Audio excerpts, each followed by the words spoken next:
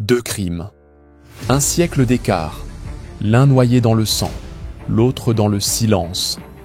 L'un a laissé des corps dans les ruelles du Londres victorien, mutilés, méprisés, jamais vengés.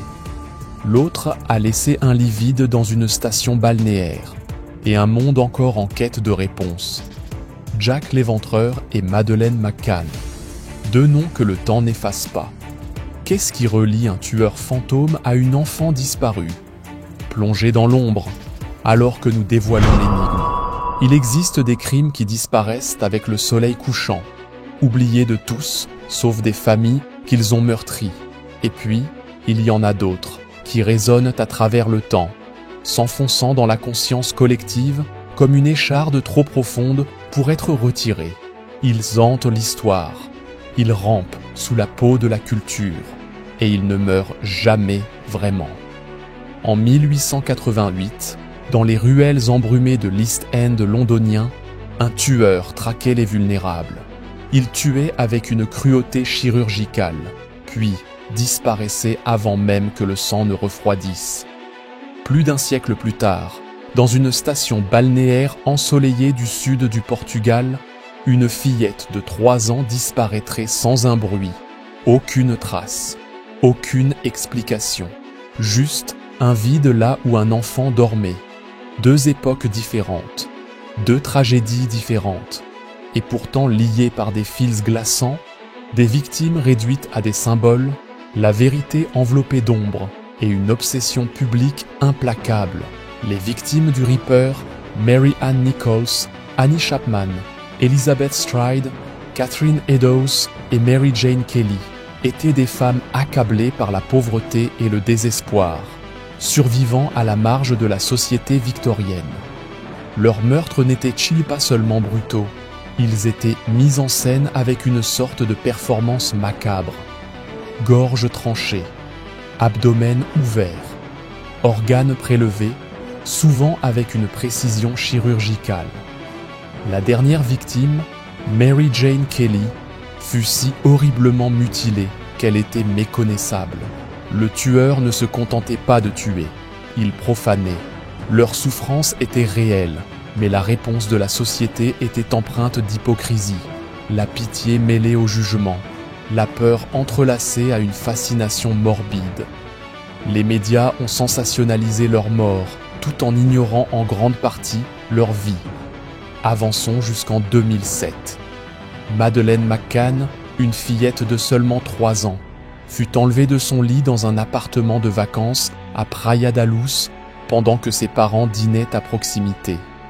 Personne n'a vu de lutte, personne n'a entendu de cris. Un instant, elle était là, l'instant d'après, elle n'était plus. Sa disparition a ouvert une blessure dans le cœur de sa famille et du monde. Là où les victimes du Ripper étaient oubliées et marginalisées, Madeleine était choyée, protégée, et pourtant elle aussi s'est volatilisée sans laisser de traces. Les deux affaires ont touché une corde universelle, la vulnérabilité de l'individu dans un monde indifférent. Les victimes du Ripper montraient comment la société avait échoué les démunis. L'affaire Madeleine nous rappelait que même l'innocence, même entourée de privilèges, ne garantit aucune sécurité. La traque de Jack l'Éventreur fut une course désespérée contre un ennemi sans visage. Les suspects comprenaient des médecins royaux, des fous, des immigrants polonais et même des écrivains célèbres. Des lettres affluaient dans les commissariats. Certaines étaient des canulars, d'autres glaçantes d'authenticité. Une lettre était accompagnée d'un morceau de rein humain. « J'ai fait frire et manger l'autre morceau », affirmait l'auteur. Le Ripper échappa à la capture. L'enquête s'effondra sous le poids de la pression publique, de l'incompétence bureaucratique et des méthodes dépassées. Le tueur se fondit dans le mythe, protégé par le temps et l'incertitude. Dans l'affaire Madeleine, l'appareil moderne de l'investigation s'est mis en marche à pleine vitesse. Les forces de police de 2 nations ont coopéré avec méfiance. Des milliers de pistes ont afflué. Une tempête médiatique a éclaté durant des années. Des suspects furent interrogés, des alibis examinés, et pourtant chaque piste semblait s'évaporer. Pas de corps, pas d'aveu, juste un lit vide et une famille brisée. Les deux affaires montrent que même les enquêtes les plus intenses peuvent échouer. Malgré les progrès en criminalistique, malgré la pression politique et l'obsession publique, la vérité peut rester hors de portée. Certains mystères traversent le temps non pas parce qu'ils sont les plus sanglants ou les plus médiatisés, mais parce qu'ils touchent quelque chose de profondément humain. La peur de l'inconnu, la douleur de l'absence et l'impossibilité de tourner la page sans réponse. Jack l'Éventreur, silhouette insaisissable dans les brumes du Londres victorien, et Madeleine McCann, enfant disparu dans la douceur trompeuse d'un soir d'été, incarnent cette même fracture dans notre quête de vérité. L'un a laissé derrière lui des corps mutilés, l'autre un silence insupportable. Et pourtant, des années plus tard, leurs noms résonnent encore, portés par les médias, les théories et le regard inquiet d'une société fascinée par l'insoluble. Ce ne sont pas seulement des affaires criminelles, ce sont des blessures ouvertes dans la mémoire collective. Des rappels que parfois le monde refuse de livrer ses secrets, même à ceux qui ne cessent de chercher. Voici une puissante similarité qui traverse les époques. La transformation de la tragédie en spectacle médiatique. En 1888, la naissance du journalisme à sensation coïncida avec les meurtres du Ripper. Des journaux comme The Illustrated Police News publiaient des illustrations sanglantes de femmes gisant dans les ruelles, le sang s'étalant sous leur corps. Les gros titres sensationnels faisaient vendre, et Jack l'Éventreur devint une sinistre célébrité, son nom connu dans chaque pub et salon. Il n'était pas qu'un tueur, il était devenu un divertissement. Avançons jusqu'à Madeleine. L'ère Internet assura que son visage atteignit chaque coin du globe en quelques heures. Les médias publièrent des articles quotidiens, décortiquèrent les chronologies, examinèrent les parents à la loupe et donnèrent naissance à une industrie de théories. Les forums en ligne explosèrent d'enquêteurs amateurs, de détectives de salon et de conspirationnistes. Des documentaires furent tournés, des livres furent écrits. Comme dans le cas du Ripper, les médias transformèrent une enfant réelle en une obsession mondiale, son absence devenue un produit à consommer. Dans les deux cas, les médias façonnèrent non seulement la perception du public, mais influencèrent le cours même des enquêtes, orientant les opinions, détournant l'attention et amplifiant l'hystérie.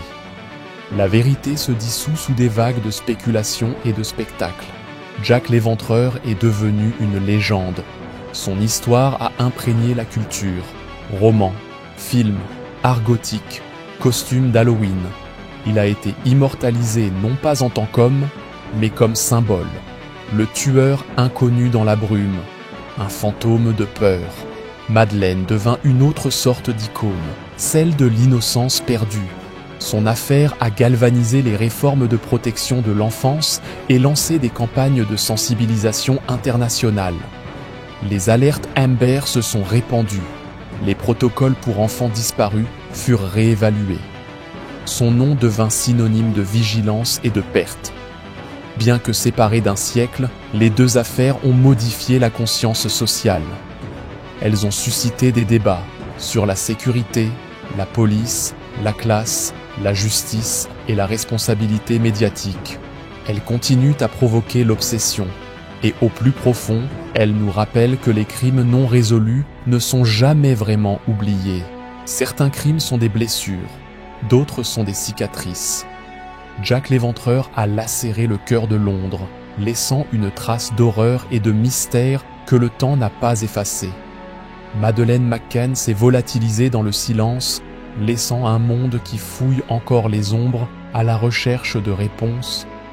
Ces deux histoires sont liées par l'inconnu, l'absence de résolution, la douleur de l'injustice et la prise de pouvoir d'une curiosité insatiable.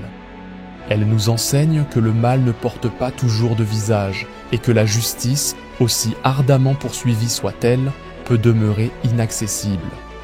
Et pourtant, au cœur de l'horreur subsiste une lueur, le refus d'oublier, la quête incessante de vérité, la croyance que, même dans les coins les plus sombres de l'histoire, la lumière peut un jour percer. Jusque-là, Jack erre dans la brume et Madeleine flotte dans la mémoire, un fantôme et une prière. Et nous restons là, à regarder, à attendre, à nous interroger.